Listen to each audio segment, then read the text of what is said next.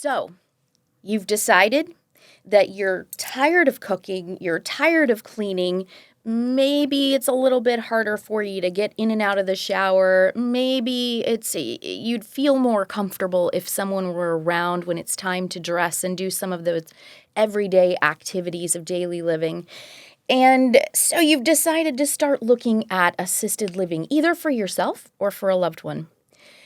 I'm here to tell you, because we do this every single day, it's not an easy thing to go and find the perfect community for you and your loved one. So today I'm very excited because I've got a friend of mine, Lauren Mcllwain, that is, she's in a transitional spot. So she was working in one of my favorite communities to place people in. And now she's transitioning into still healthcare, but a new, exciting adventure. So, Lauren, welcome. Thanks, Julie. I'm happy to be here. Yeah, thank you. So tell me, what brought you into assisted living? Your journey was interesting. That's always my favorite question because nothing could have prepared me for senior living. Yeah. It actually presented itself as more of a sales opportunity, which was something I hadn't done before.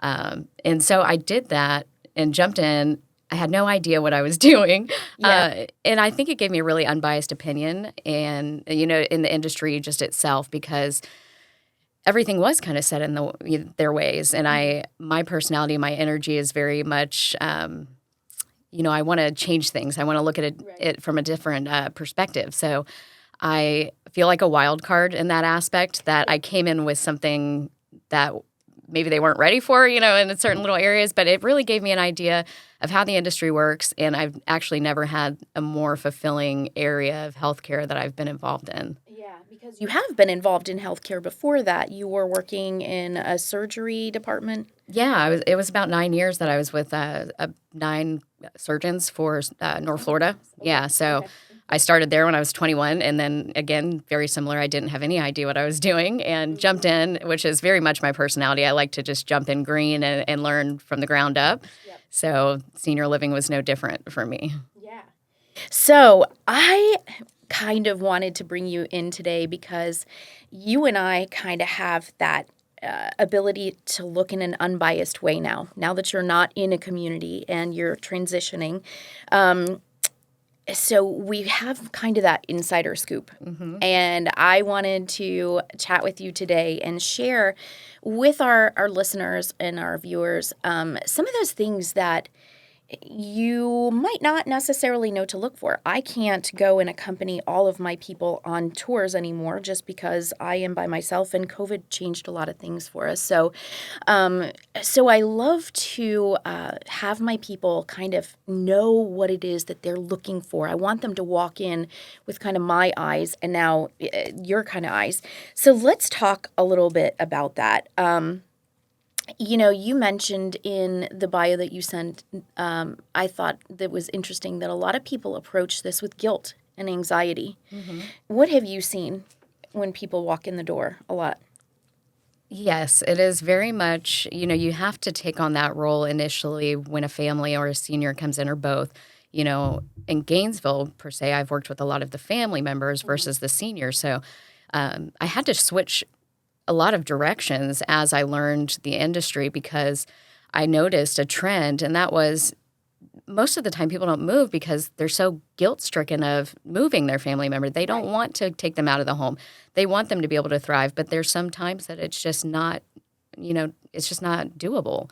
Yeah. You have to really just take a step back from that sales standpoint and really understand that these are human beings. These are people that are dealing with emotional aspects of this that sometimes we don't understand or, really get involved in because we have the sales aspect. How do I, make our community show best? So that's a difference that I tried to put into our touring process, was really understanding who that person was. What did they do for a living? What did they enjoy? Where did they travel? All those things, because it's not black and white.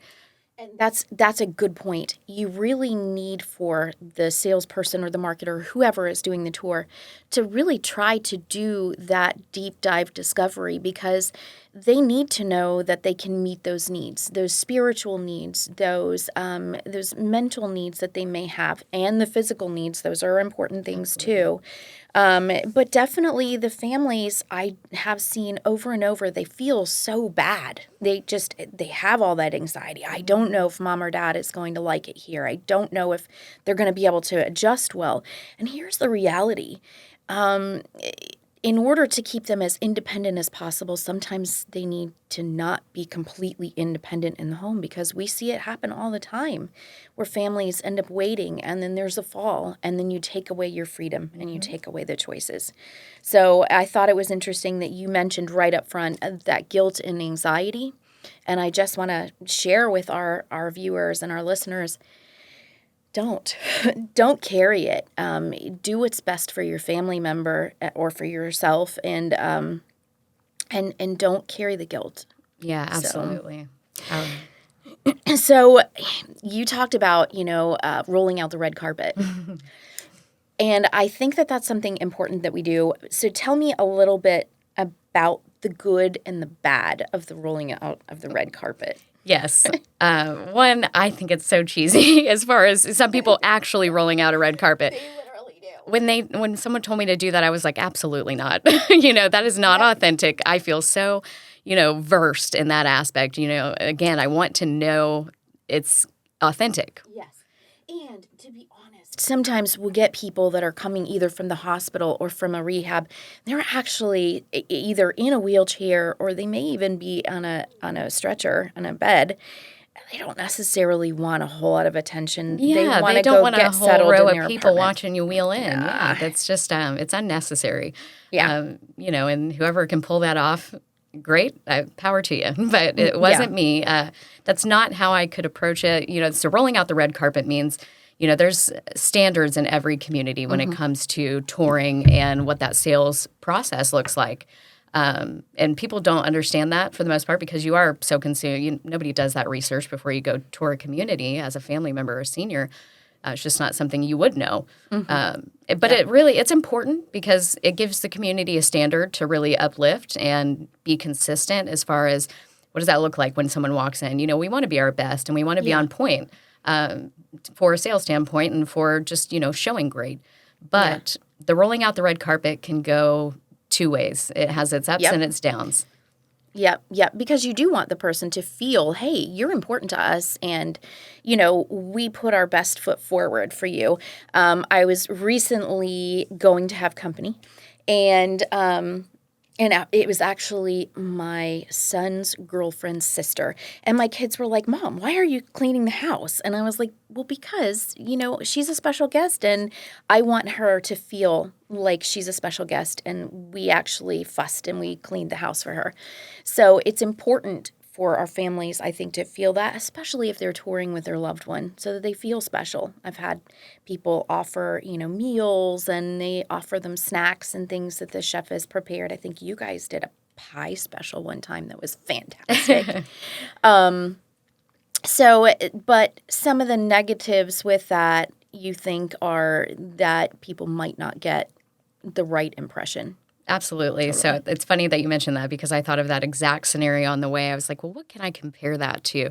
And it is. It's like you having, a dinner party at your house and you want to show the best. You want to look like your dog doesn't shed on the couch. You want to look like you wash the dishes every day and everything's, the baseboards are perfectly clean because you want to put, a presentation together to show the best and have somebody feel comfortable and clean. And it's no different in senior living. You want everything to be perfect because that's what the ideal is for your community. But there's sometimes that, days are a little crazy in senior living. You've got 70 plus seniors under one roof and things can change from minute to minute. But the idea is to really start looking at the communities that you're touring in a way of, of a friend. If I'm going to their house and I can see that they've cleaned and all of that, that's great. I appreciate the effort. But look a little deeper. Cleanliness. So the top three things are going to be cleanliness, care, and social activities. Yes. So those are all the things that you have to understand that salespeople know you're coming in to look for. So how can I make those look the best in that moment so you see the best of our community? So how can you kind of look around and see if it's just, if the beauty is just skin deep or if it goes deeper? What are some tips and tricks that you would recommend looking for when you go into a community? Yeah, great question. I would say look at it as if you were inspecting a home that you were going to buy. Okay. There might be a roof leak, but is it something that is, cosmetic and is just very minimal? Cleanliness, as far as that goes, I think that's a direct reflection of the care in a building. Yeah, me too. Yeah. So if you see air fresheners on every single corner, they're just masking, what that is, what that truly is. Yeah. So, everything is consistent. Go through the community. If it smells great throughout the entire community and you don't see something apparent that is masking that, you probably have people that are, going in and checking on your family members in a timely manner. Any incontinence issues are being handled. You have accidents. Yeah. You might run into a smell in a certain hall, that kind of thing.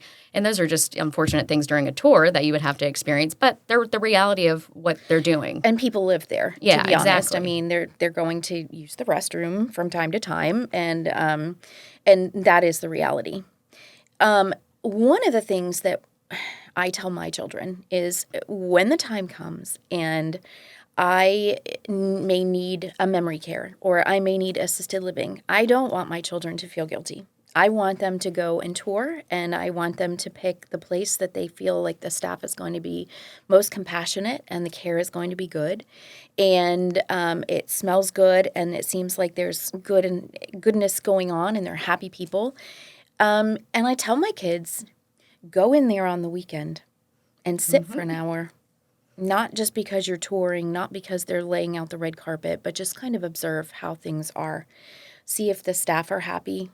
See if the residents are genuinely happy and if they're having a good time. And the weekend, I think, is the time to do that because that's when staffing is going to be lower, and for multiple reasons.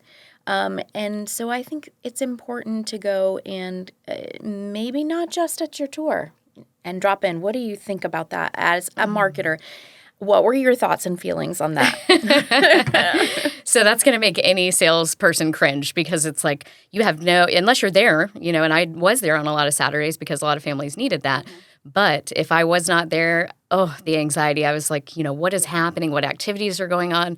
What does it smell like? All those things that I'm worried about and I prepare for, I had no idea. So while as a sales perspective, it would give me anxiety, I think it's a great thing to do from an outsider's point of view now because that is the most authentic time in a community.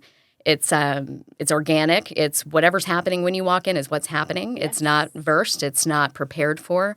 And if your community is meeting those standards and maybe there's a few things you could see that didn't make you as happy, the first time that you came in during that scheduled time, that's normal because we're not prepared for you to be there.